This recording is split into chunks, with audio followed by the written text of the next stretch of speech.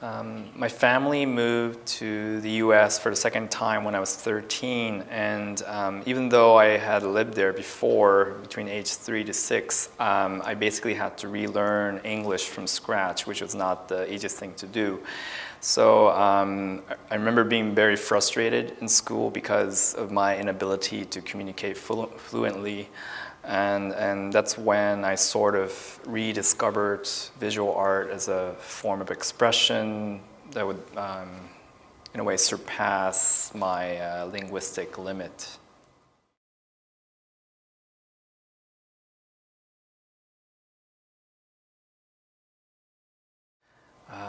I majored in sculpture in undergraduate studies, although I graduated without making single piece of sculptural object, and because I realized as soon as I entered the major, I realized I was very clumsy and not good at following orders. Like I couldn't even mix plaster properly.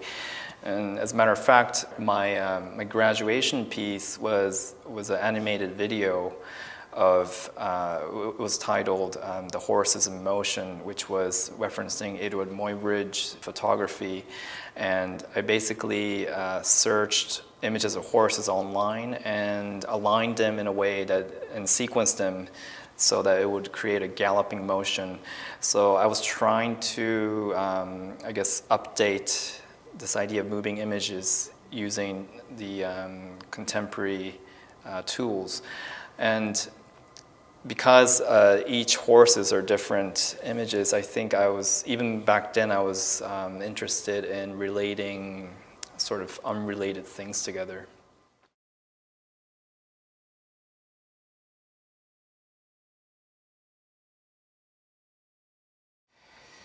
I think I've always been fascinated by what is happening around me rather than my own imagination, which is oftentimes I feel very confined. So it seemed quite natural for me to pick up a camera and start capturing what is around me and what's outside in the world.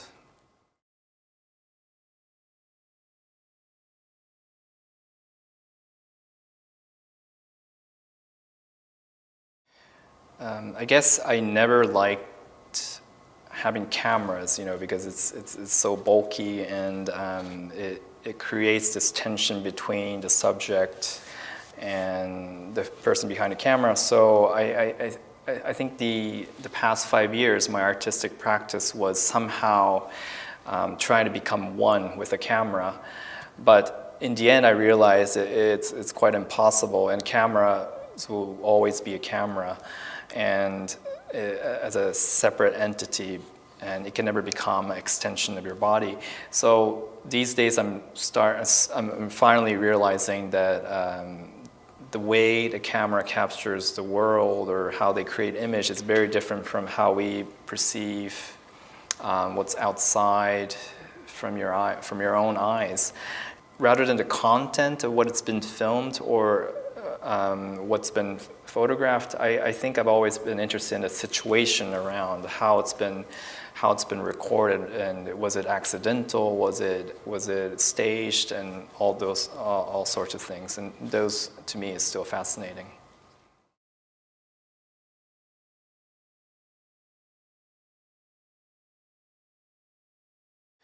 I must say I do not have a fixed methodology in a way. I always don't know what I'm making, which is it's kind of contradictory. It's the most difficult thing, but it actually makes it more exciting for me.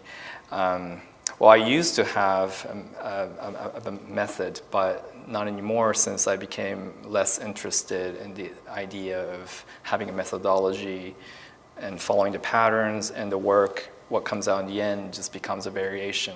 And it's very important for me to not know, just to have this idea of unknown with as you go down a path of creating something.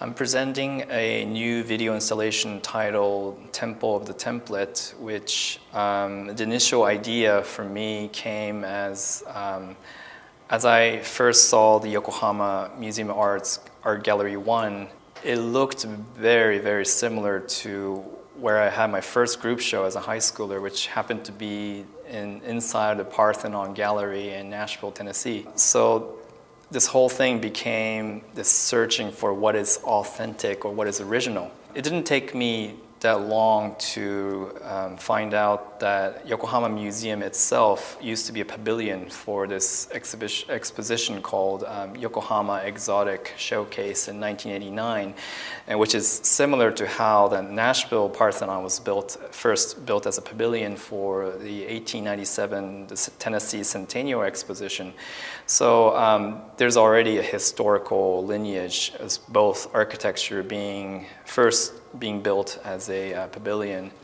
And simultaneously, I got this artist in residency in Athens, in Greece, so it just became my opportunity to finally see the original Parthenon for the first time. It just became a story of my embarkment in the search for the original, which is pretty much the concept of the new piece.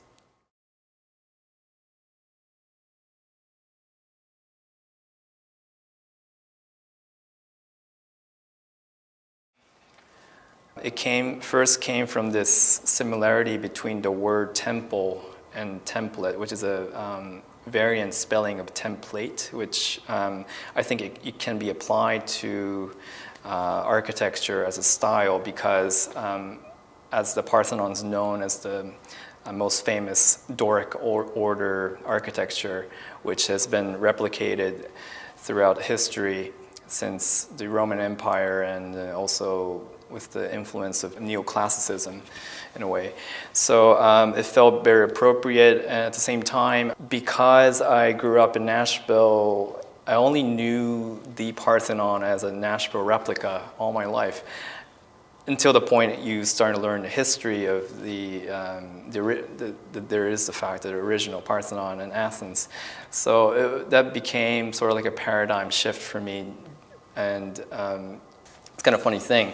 You realize what you thought as a truthful thing happened to be a replication or imitation of things. It was kind of a way I look at things differently now, and it became an opportunity for me to search for the origin of things in general.